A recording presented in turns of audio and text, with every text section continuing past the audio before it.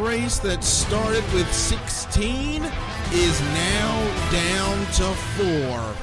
And we are ready to break it down here on the Extra Mile for this episode for November 14th, 2019. My name is Daryl Kinsey Jr. Caitlin Seam is with me. Michael Ward will be joining us a little bit later on this evening.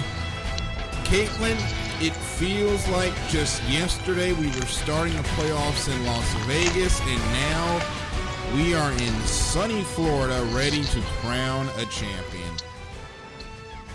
To be honest, Daryl, I feel like it just started the regular season 2 weeks ago. Yes, we were remarking at the start of this program that the season has absolutely flown by. And I'll tell you that February and March seemed to go a little slow. But once we hit April, it was just full throttle to where we are now. And it just feels like the season went by way too fast. It really does, all of it. I mean, it's been a few weeks now since, we were done with IndyCar already. It's just kind of mind-blowing, to be honest. I'm like, wow, time certainly does fly when you're watching fast race cars. I think that's the part that catches me out, is the fact that since the series don't end at the same time, IndyCar has been over for 2 months. They've actually been they're in mid-testing form for 2020 at this point. We got Formula E about to start in a couple of weeks. The World Endurance Championship has already begun, and they've run 2 races right now. So the Winter Series have started. The Spring and Summer Series are coming to an end, and it's like, wow, we are actually coming to the end of this thing. There's only 2 episodes left of this show, so it's taken a lot to get used to coming here to the end of this. We're going to be talking F1 and NASCAR today. We'll start with NASCAR, as it is their championship season. The Ford Championship weekend is upon us, Caitlin, and the final 4, 3 of these guys we've seen before, because Caitlin, they're the exact same 3 from last season. They absolutely are. And can I give you a little fun fact about On This Day for you, Daryl, that I had talked about on my show? Go ahead. So on this day, on November 14th, for those listening to us live, on 1993 was when we're going back. Today was actually the championship race that year. So race ended today in 1993. It was actually in Atlanta that season ended. Rusty Wallace ended up winning this race. Dale Earnhardt won the championship. And after the race, and they're, for those who don't know, they're pretty good buds. They were in real life. And so after the race was over, they actually did a dual Polish victory lap with collectively the number 28 and number 7 flags hoisted between the 2 of them, commemorating both Davey Allison and Alan Kulwicki, who had passed away that year of 1993 in separate plane crashes. So a little fun fact for the NASCAR buffs of the world there for them. And I'm willing to bet there was not a dry eye in the house when those flags came out. Honestly, though, that's what I'm thinking. So the top 3 of the 4 have been here before. Kevin Harvick, Martin Truex Jr., and Kyle Busch. They were the big 3 last season.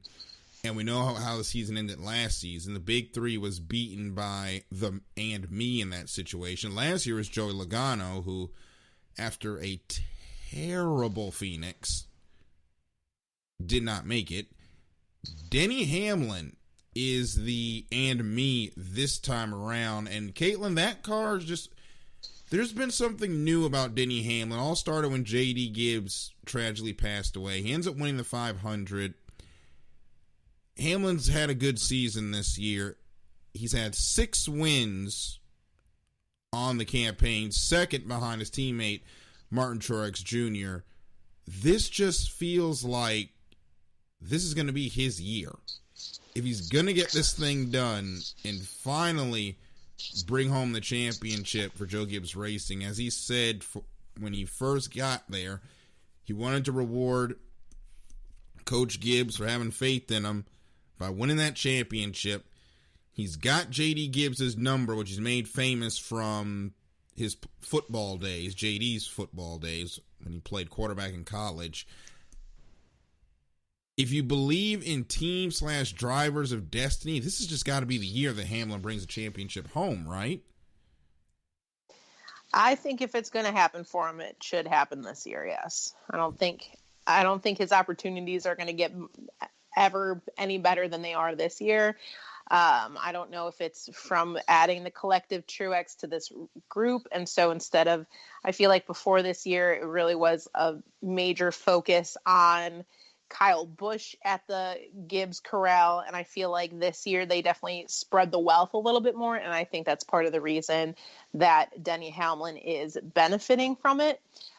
So yes, I feel like Gibbs gave everybody an equal opportunity this year to succeed. And so it really did come down to the drivers and the crewmen and the teams individually. And I think that we're really seeing that, yes, they are an amazing team as a whole, but you're really kind of seeing that where the standouts are on these individual teams as well, starting this year.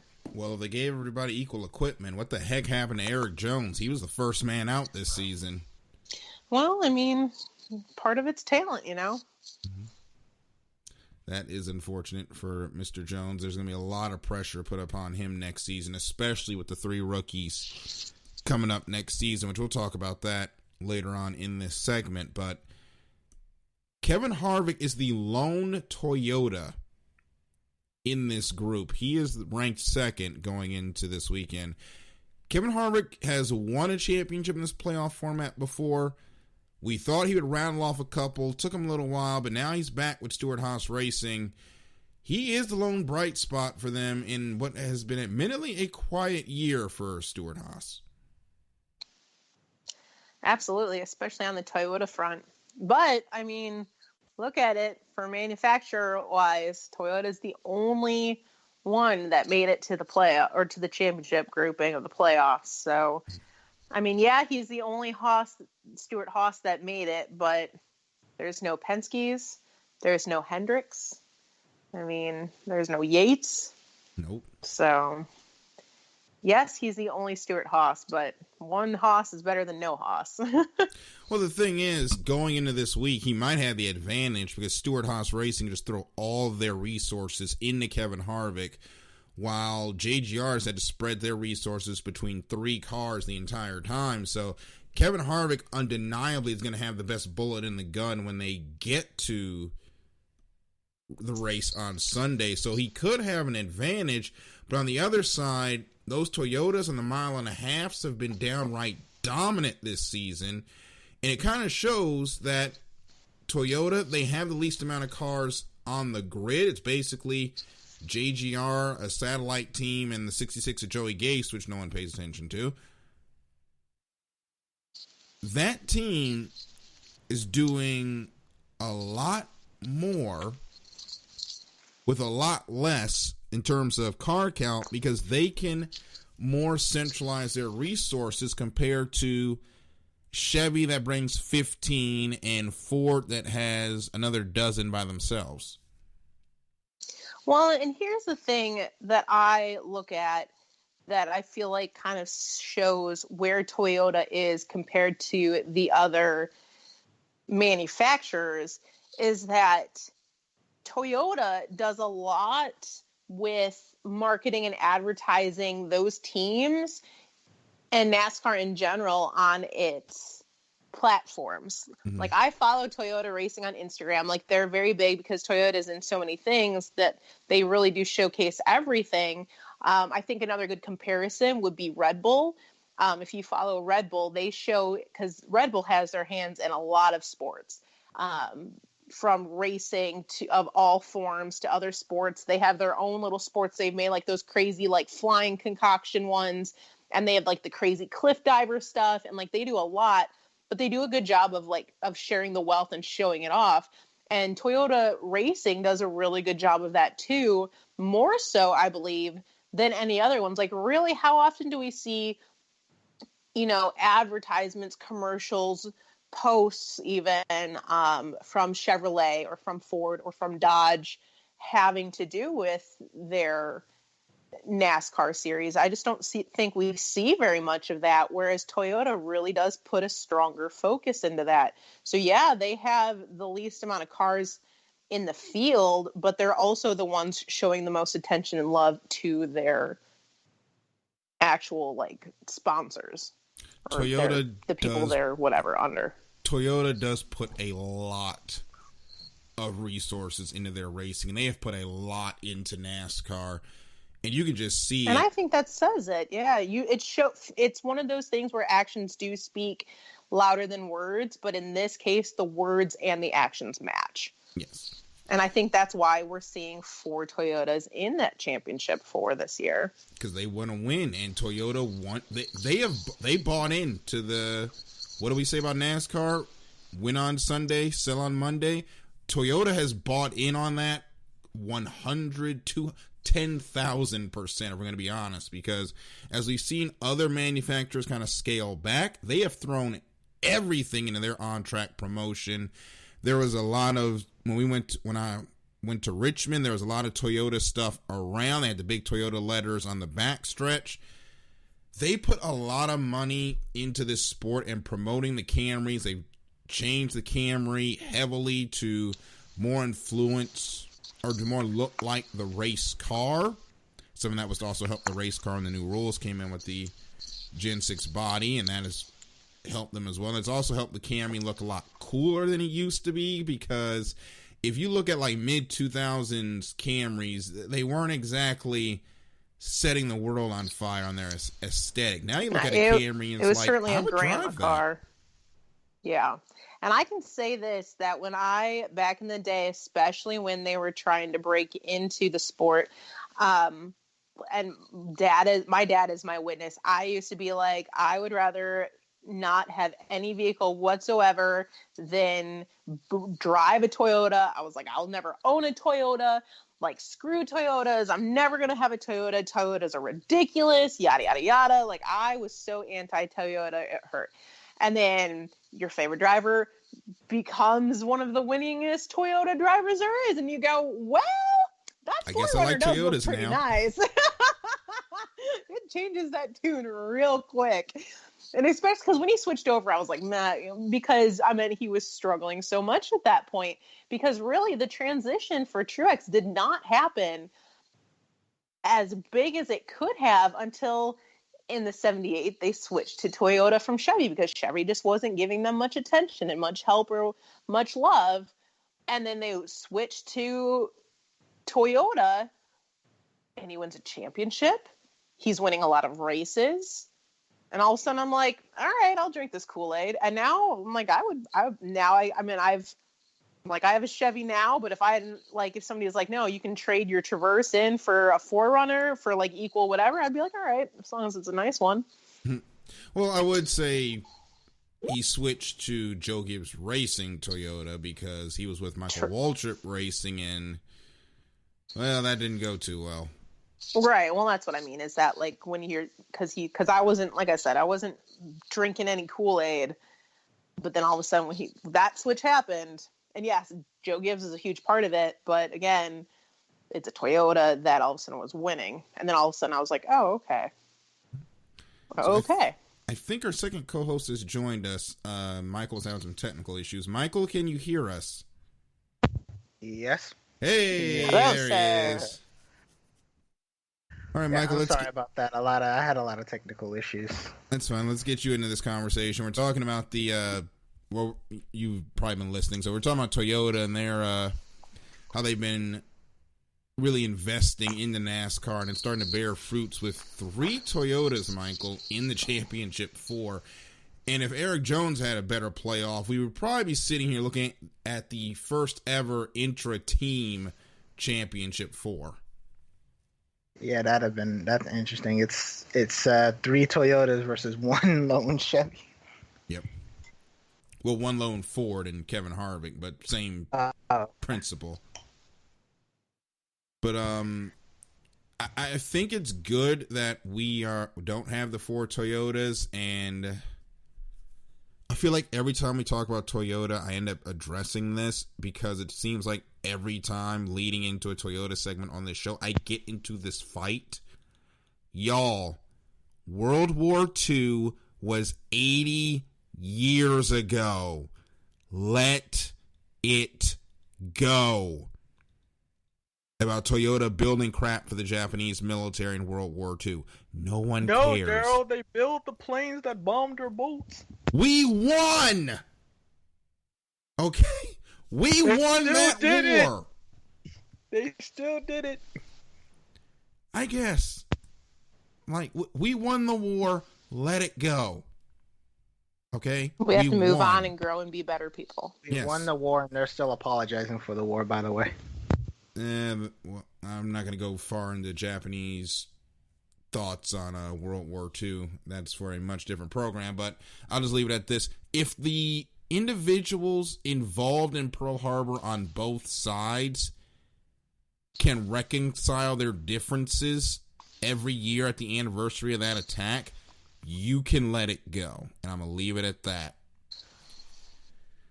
Now all I have is this song from Frozen in my head. Oh, goodness.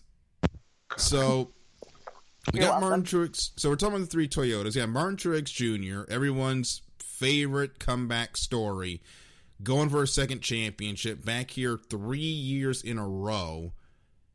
And qualifying for the FIA little driver's license. You kind of stole my thunder on that one. But, yeah, he could actually qualify for a super license. I was really excited about this.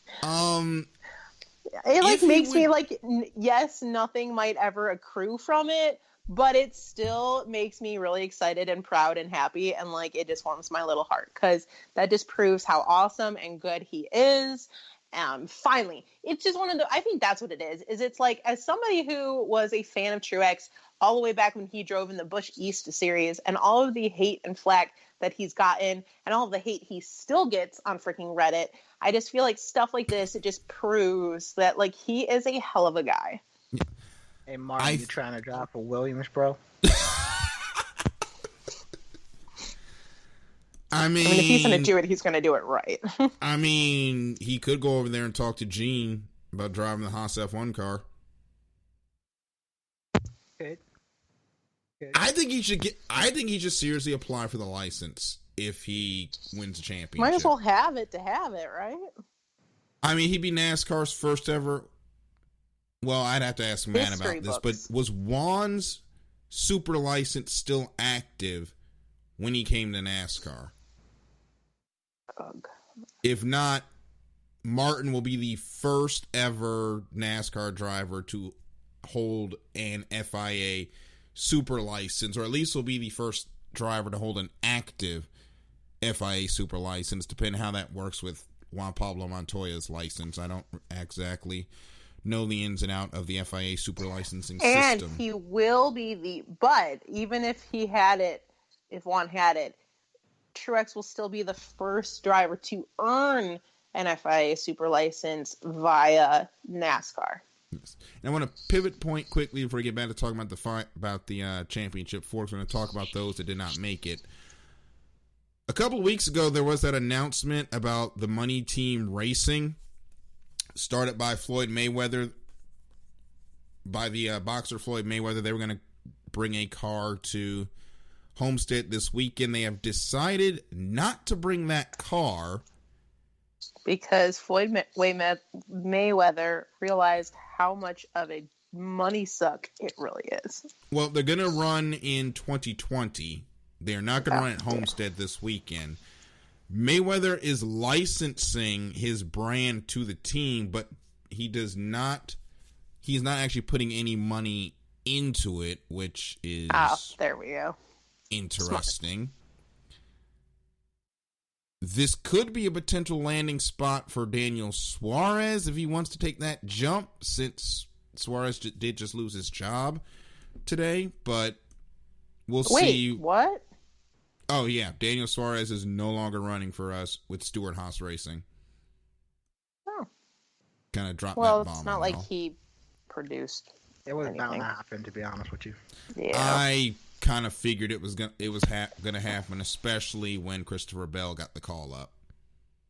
When the big three got the call up in Xfinity, or the two of the big three, I kind of knew Suarez's days were numbered. But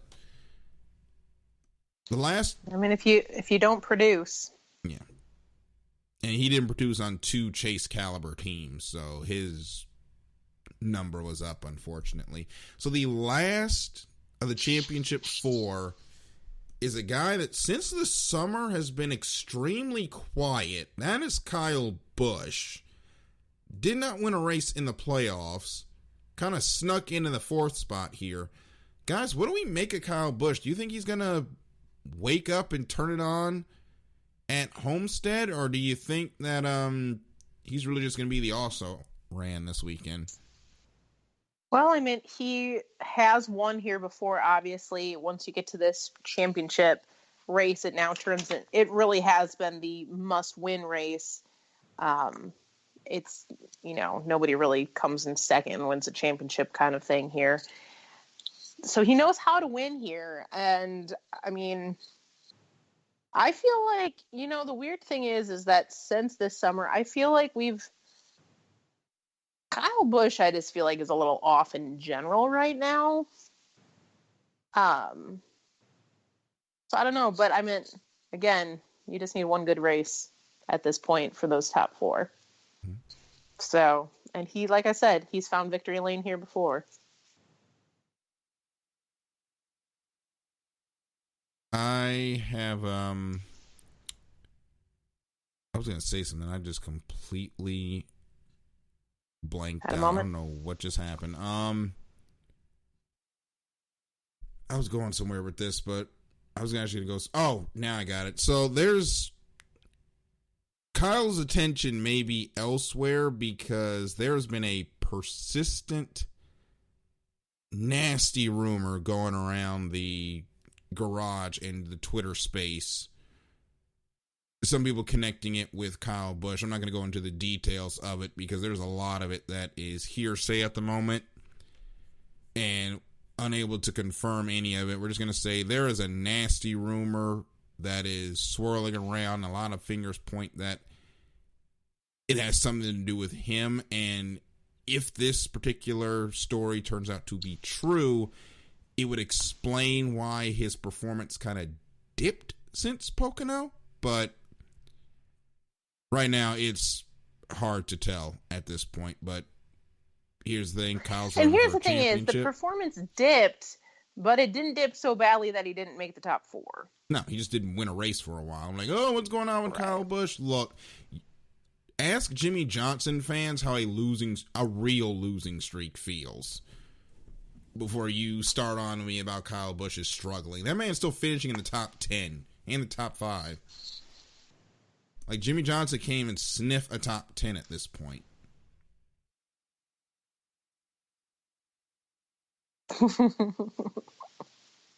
What? Just give me a funny image in my brain.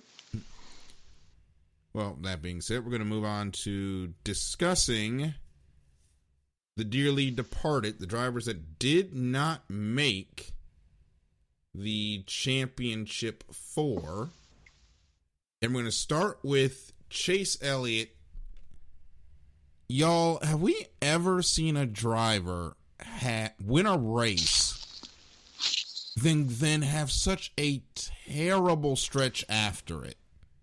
Probably. Yeah, probably. I mean, didn't Eric Jones win a race? Yeah, but at least Eric Jones was still consistent. I mean, he didn't just win the race and immediately crash 3 of the next 4 races. Like, Chase Elliott wins the Roval, gets collected and mess at or has mechanical dramas, crash, mechanical drama, out the playoffs. Didn't he crash last weekend? Yep, there was the crash that ended it, which was losing the left rear tire. He goes spinning into the wall, and that's the end of his championship chance. As he was running in a possible position to at least run for the chance to advance, he was running in the top 5 most of the day. Then the tire goes out. He just had awful luck. Can I point something out? Go ahead. That we did pick him for nearest the win on some of those occasions. Bruh. I did pick him to win on Sunday. Last weekend. Yep. And I picked him to win the weekend before. Yep. I'm just throwing that out there that I honestly think so. I think that there is a nearest the win curse. We are the Truly. worst commentators, jinxers on the planet. This is how it went. It was mechanical issue, multiple crashes, the Hail Mary at Kansas, and then mechanical at Martinsville, crash at Texas, crash at ISM. He never had a chance after the win at the Roval where we thought it was just going to catapult him. Well, it did, but it Wile E. Coyote catapulted him straight into the ground. And that was the end of Chase Elliott's season. I'm just entertained by that. But I literally, once you said that, had the perfect Looney Tunes image in my brain when you said that. You did too. Yeah, perfectly. I was 7 all over again. Oh my gosh. So Joey Logano was the second driver to not make it into the playoffs, and he kind of had this coming because second year in a row he got into it with somebody at Martinsville. Last year it was Martin Truex Jr. Martin Truex Jr. said he was not going to win the war. Joey Logano ended up winning the war. This year it was Denny Hamlin. This time Joey Logano is not going to defend his championship. He was 5th after his car just fell off in the final stage, while it's Denny Hamlin that is going on to run in the championship. Then the last two, Kyle Larson and Ryan Blaney, well, Caitlin Michael, those who just didn't really run well in this final stage. And Kyle Larson, 2 of his 3 worst tracks are in that round of 8, and it bit him, so he's sitting home. And Ryan Blaney, valiant effort. He gave it all he could on that final restart, just couldn't get it done, and he fell so short of running for a championship. Yep. Sometimes it's just not enough. Unfortunately for him, though. It is unfortunate. So those are the drivers that did not qualify out of Phoenix, which was a race that was... It got exciting at the end, but for the most of that race was pretty dull, and we're going to be running that track in next year for the championship. Don't like it. They have a lot they need to fix, but unfortunately I don't think it's going to get fixed because NASCAR has this moratorium on new parts for 2020, since in 2021 we're going to a brand new car, so they're not really looking to change anything on this package. People are demanding they put a smaller spoiler on this car for the short tracks and road courses. That's not going to happen, and a lot of people are angry about that. But on NASCAR's side, do you really want to make these teams spend more money when they're going to get brand new cars in 2021 anyway? It doesn't really make any sense, to be honest with you. Just wait until 2020. Yeah, but that isn't NASCAR way to do things, though, let's be honest. Right. We complain, and my problem is, and I don't want to rag on the fan base and Twitter, but I do want to put this criticism Do it, Daryl. Rag. We complained when they changed the rule book 3 straight years. Now it goes straight. Now they decide to keep it stable because they're going to go to a brand new car in 2021.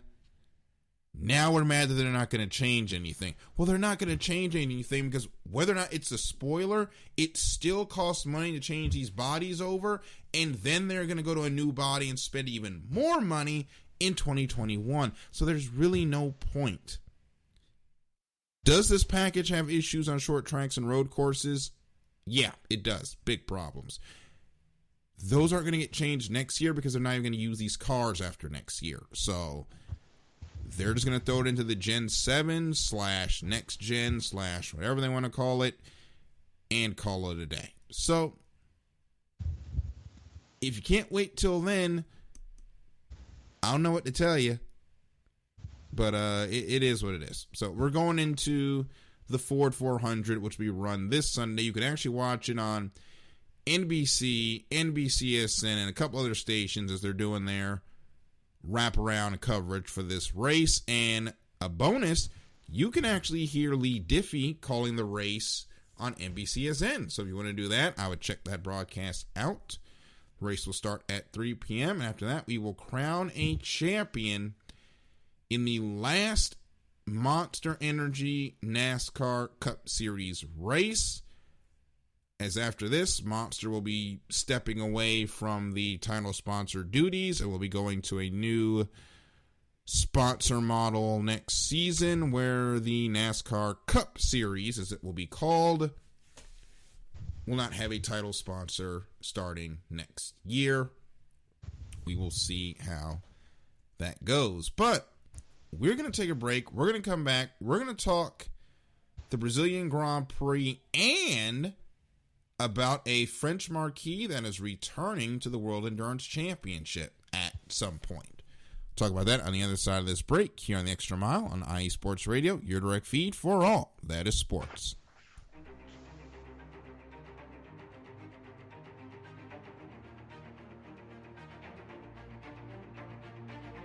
Hey USRN fans, do you have a product or company you're trying to promote? Look no further. USRN is teaming up with small local businesses trying to establish themselves via online promotion. Let us know if you're interested. Email us at usrnradio@gmail.com to learn more.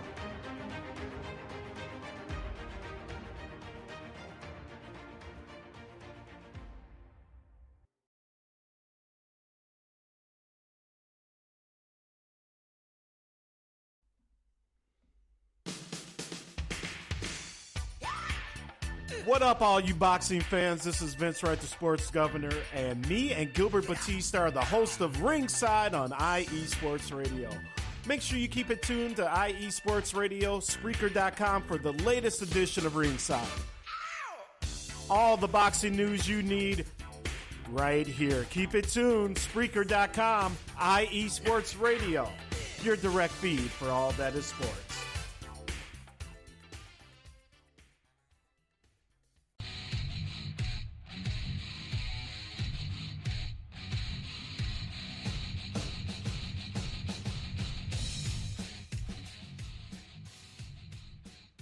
Ladies and gentlemen, boys and girls, children of all ages, IE Sports Radio proudly brings to you its intergender tag team champions of the world. Yes, I am Martin Sandoval. My co-host is Felicia, and we are the hosts of The Gorilla Position, live Saturday mornings, 8 a.m. Pacific, 10 a.m. Central, 11 a.m. Eastern. We bring to you all the latest in news and rumors and opinions and perspectives on the world of professional wrestling. We bring you guys the latest in WWE, Ring of Honor, Impact Wrestling, New Japan Pro Wrestling, and including independent wrestling such as Pro Wrestling Guerrilla and here VIP Wrestling live from Texas. Yes, it is the Gorilla Position with myself, Martin Sandoval, and my co-host Felicia, live on Spreaker.com and on iTunes.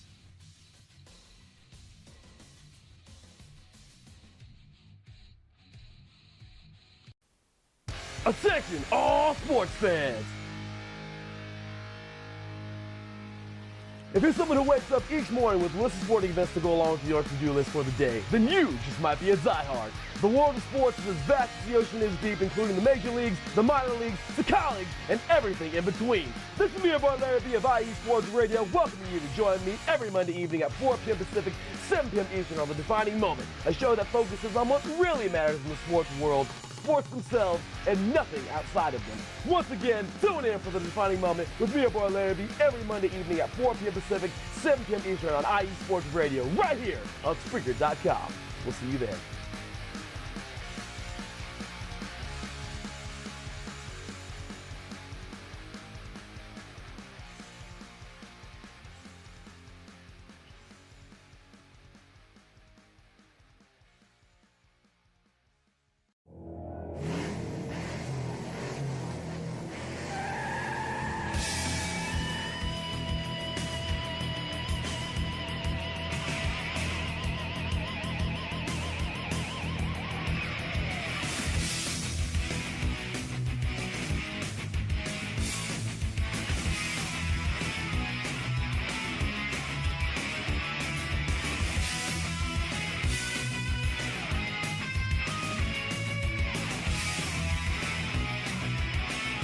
Everybody go back there. So if Caitlyn is a meme for us in 2020, you will know why here very soon. This is the Extra Mile here on IE Sports Radio, your direct feed for all that is sports. The three amigos back again, myself, Caitlyn, and Michael. We're here to talk Formula One and the World Endurance Championship. We'll start with that World Endurance Championship. It's going strong as, guys, Toyota finally lost a race. Yay! Yay! Because their car got, nerfed into the ground and not on relevance, but Rebellion won. Yeah. It's ironic that its name's Rebellion. Yeah, just bring me the hypercars already. So that is the thing. That whole sentence makes it sound like Star Wars found a race team. Just saying. So as you can see, we're not exactly jazzed over the World Endurance Championship, which has basically become Toyota featuring the privateer LMP1 teams. But so it's kind of like Formula One. Races are good. Yes. But there is some hope because with the upcoming hypercar regulations, which start next season, there is a new car coming. Our new marquee entering the fray. And guys, this marquee was last represented in 2012. They took down Audi. I'm talking about the French automaker Peugeot. They are returning to the World Endurance Championship in the hypercar division in 2022. So it looks like there's so many bathroom jokes you can make with that name. So Peugeot. Oui, oui. Oh, goodness. So Peugeot becomes the third automaker with Toyota and Aston Martin also running hypercars. McLaren is not officially announced yet. I heard McLaren was just interested. They're not going to do it. They're just interested. Yeah, they haven't really announced yet. But that is added to Glickenhaus, which is an American specialty car brand, and Bicoles Racing. Now have announced that they are going to build hypercars as well. So we've got 3 OEMs and 2 privateer teams currently set up at some point to run the hypercar championship. For now, it's probably going to be Bicoles, Glickenhaus, Aston Martin, and Toyota at the start, Peugeot to come later, hopefully some more cars as well. Do you think when they lose, they go, "Oh, that stinks"? Probably. I mean, ask them that in 2010. But Michael, it's exciting. But Michael, it's exciting for us to get Peugeot back because remember, they were supposed to be in the original. They were supposed to be in the original season of the World Endurance Championship, but then, unfortunately, their team ended up being pulled out due to financial constraints, which forced Toyota, who originally was not going to run a full season that year, to run a full season of the World Endurance Championship, where they were thoroughly trashed by Audi before Toyota does what it does, which is throw millions and millions of dollars behind a race team until it, starts printing out race wins, which they have done now, as we've seen. But it's going to be exciting to get Peugeot back, don't you think? Oh, yeah, it's great to see them backing in. I hope they can get a lot of the great French drivers and that France has, excluding Grosjean. Anyway, first question that was asked actually was, are we going to get back Sebastian Bourdais in one of those cars? Which I could see him coming back. I can see that. And especially since that championship runs, it doesn't really run parallel with IndyCar anymore. He could actually do both if he wants, but we shall see. Another driver I can see in there is, I think his name is Bertolt Trulier, former Porsche driver. I think they can get him. Yeah. I would like to see Porsche maybe return, but after the whole VW thing, I don't see that being a thing. I don't see them coming back. So Audi or maybe a private Yost team might happen because they just kind of split up with Mazda just recently. Well, they're going to run with Mazda for the first 2 races of 2020. They may go further than that. We don't know, but the fact that Yost is starting to pivot away and then this Peugeot announcement comes, maybe there's something going on there between those two. Read between the lines. We shall see later, but yeah, I'm thinking either Yost brings Mazda and Mazda has a Piper car, or they're just like, we're bringing Audi back, or they're running it by themselves. But I either think we're either going to have a Yost privateer team or Mazda Yost in WEC, or... Well, can they run rotaries in the World Endurance Championship? No, that they're. I don't think their cars are rotary. I think it's the same engine as theirs actually. Combustion. I don't think they use rotaries. Well, either way, it would be nice to see Mazda back at Le Mans, so they can actually earn the win this time and not just be, the last car standing. But that's a story for another day. So the second race of this weekend, guys, is the Brazilian Grand Prix, because yes, even though Lewis Hamilton did win the 6th championship about 3 races early, we still have a championship to complete. But with both championships locked up, we should see more fighting between Hamilton and Bottas for the end of the season win total honors at Mercedes. So do you think we'll see Bottas, now that he's allowed to put up more of a fight, go at Hamilton a little bit more this weekend? I would hope so, but I think it's going to be an all-out brawl, to be honest with you. The championship's pretty much been wrapped up.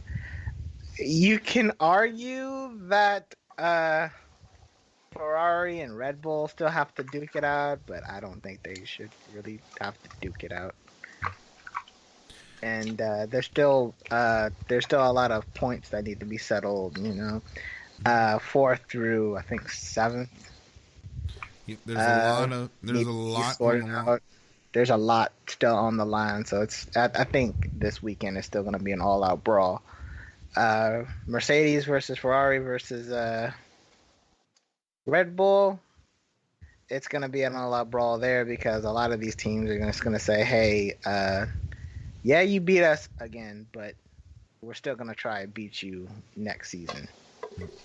There's going to be a lot on the line in the mid-pack. And Caitlin, there's going to be a lot on the line, of course, for intra-squad rivalries at Mercedes and Ferrari, at Mercedes and Ferrari, as Bottas is going to want to put a statement as, hey, it's not going to be that easy next season. Leclerc is still trying to prove that he is the number 1 at Ferrari, even though he should be the number 1 at Ferrari. So there's going to be a lot of interesting races to watch, even though the points titles are wrapped up. Also, Hulkenberg is still going to try to prove he still does not have a seat for next year. Yeah, he's racing for a job, but do you really? The only job left is that Williams job. And who really wants that?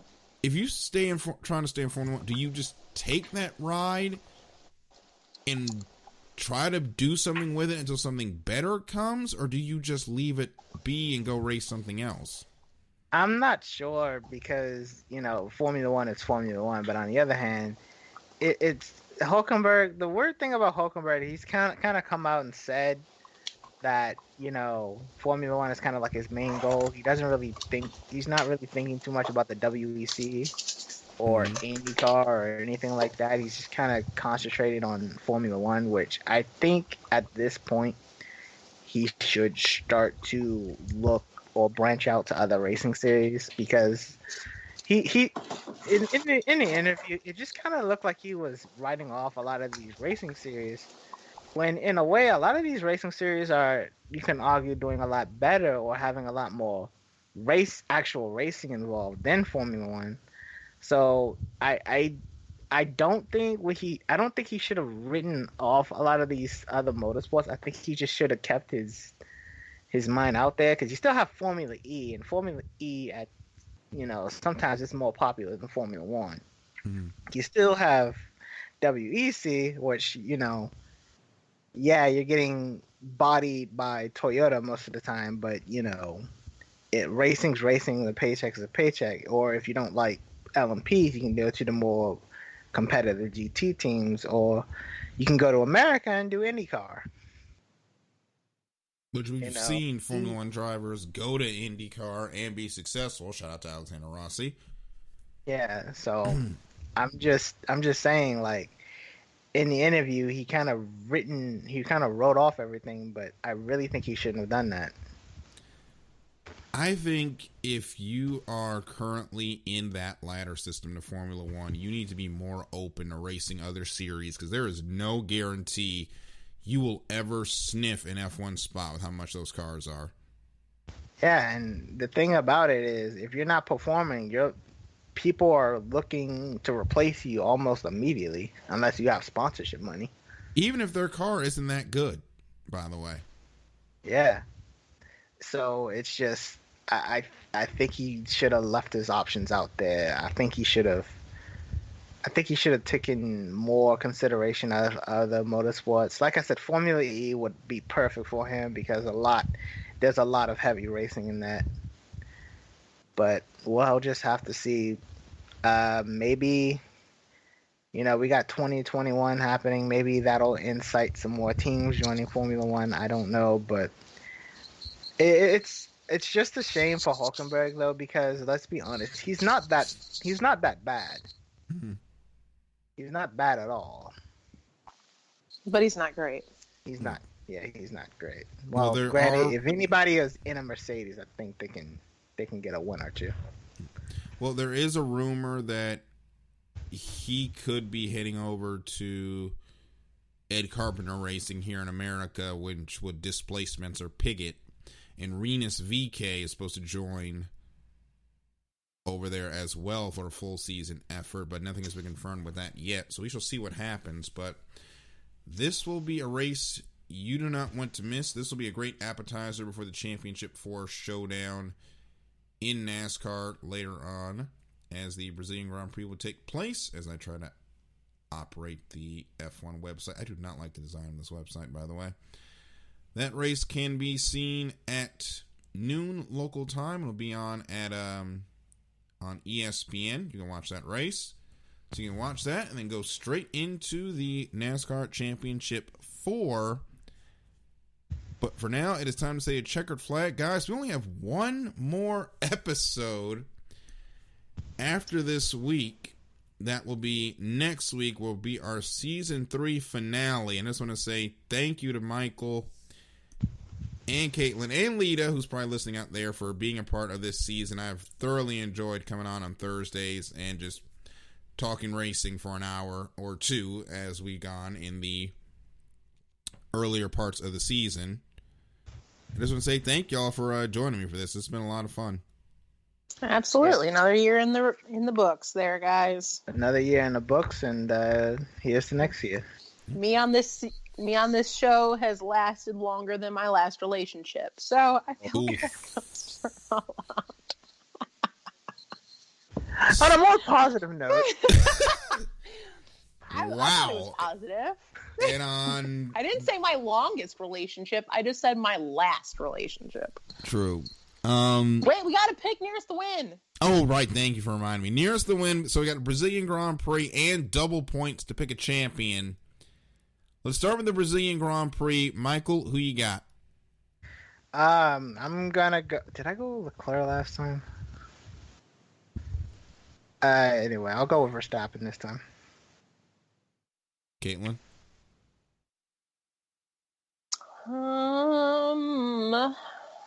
Stop chopping onions. I'm not chopping onions. I'm not crying no more. You guys would know if I was chopping onions. I'm gonna go. I don't remember who I went with last time. I'm gonna go with Verstappen as well. Nice shirt. I am going to go with Charles Leclerc. I think Leclerc is going to win this weekend. Just trying to throw it up differently for these picks. And now the big one. This is double points. I desperately need to get this one right. The championship decider in Homestead. We already know more than likely you're going to have to win this race to win the championship. And I think Denny Hamlin's going to bring this one home. I think Denny Hamlin wins the race and is going to be your 2019 Monster Energy NASCAR Cup Series champion. Who's next? Michael, who you got? Well, I hate to make it a double, but I've been wanting this to happen for years now, so I'm gonna go with Denny Hamlin. I've been thinking he's been championship material for years now, and I think it's gonna finally happen. Hopefully we didn't just curse him. Please God, let him not curse him. But I'm gonna pick him. He's been solid for this playoff, and I think at this point he deserves it. Caitlin, what about you? Here's the thing, guys. The paranoia on this cursing commentator's show runs deep. We've proved it time and time and time again. But here's the thing. First and foremost, I am a Martin Truex Jr. fan. And while I try not to pick him very often in this show because the curse is so damn real, I can't go into this show or into this race picking somebody else other than my numero uno to win, because to me that's almost like I can't say, yeah, I'm going to go with Denny Hamlin too, because like if I actually pick Denny Hamlin and Denny Hamlin wins, I'm going to throw up. So I have to go with my man, my dude, the one, I can't say the only because he's a junior, but I'm going to go with the Martin Truex Jr. for his second championship title in the number 19 Toyota. He's going to get his FIA super license, and Caitlin will be crying tears of joy wearing her Martin Truex Jr. shirt and socks when it happens. I think we're just more excited for him to get the super license more than anything. But we shall see what happens with that. But it is time to wave the checkered flag on this episode of the Extra Mile. We will see you guys next week. As always, catch up with Caitlin's show, Not What It Seems, which comes on right before this one at 5 p.m. here on Spreaker.com/iSportsRadio. My writings are WBGRNetwork.com. Leaders are at GPGirl.com. Keep it locked to our social media pages on Facebook, Instagram, and Twitter. And remember, if you've missed any episode of any IE Sports Radio show, head on over to the Spreaker Show Reel, iTunes, Stitcher, YouTube, the iSportsRadio.com website, and other places where podcasts can be heard. With that being said, before I forget as well, you can catch up with us on social media on Twitter. I'm at DKJunior12. Michael's at Stargazer_FX. And Caitlin is at Caitlin Scene. So, with that being said, this has been the Extra Mile. For Caitlin and Michael, I'm Daryl. And we will see you at the next green flag. Good night, everybody.